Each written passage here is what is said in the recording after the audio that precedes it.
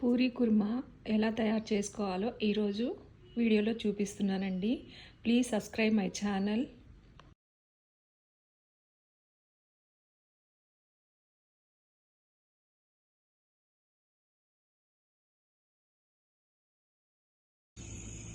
కొంచెం ఆయిల్,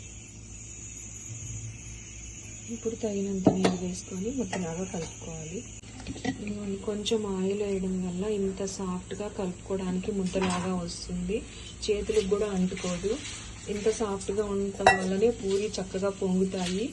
అలాగే ఎక్కువసేపు పొంగిన పూరి అలాగే ఉండడం కోసం కొంచెం బొంబాయి రవ్వ కలిపాను. దీన్ని ఒక 10 minutes ఇలా ఉంచేద్దాము, అప్పుడు ఇంకా చాలా సాఫ్ట్ అవుతుంది పిండి.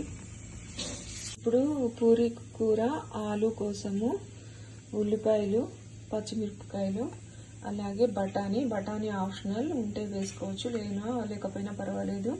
కొంచెం శనగపిండి తీసుకోవాలి. ఈ శనగపిండిని వాటర్లో కలిపి కర్రీలో వేసుకోవాలి. అది కూడా నేను మీకు వీడియోలో చూపిస్తాను. ఆలు కుర్మా కోసం కొంచెం ఆవాలు, జీలకర్ర, కరివేపాకు,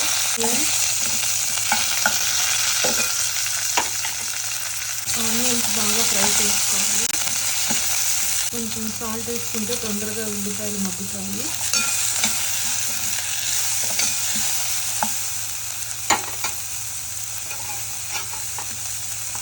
పచ్చిమిర్చి, బఠానీ, కొంచెం పసుపు, ఆలు,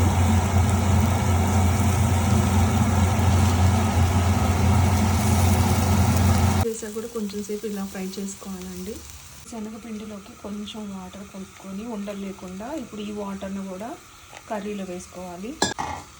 వాటర్ని దీంట్లో వేసుకోవాలి.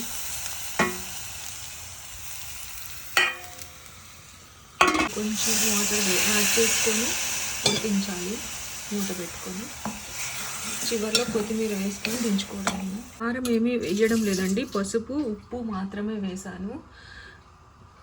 అలాగే పచ్చిమిరపకాయలు వేసాం కాబట్టి పచ్చిమిరపకాయల కారంతో ఈ కుర్మా రెడీ అవుతుంది. హోటల్ స్టైల్ లాగా ఉంటుంది.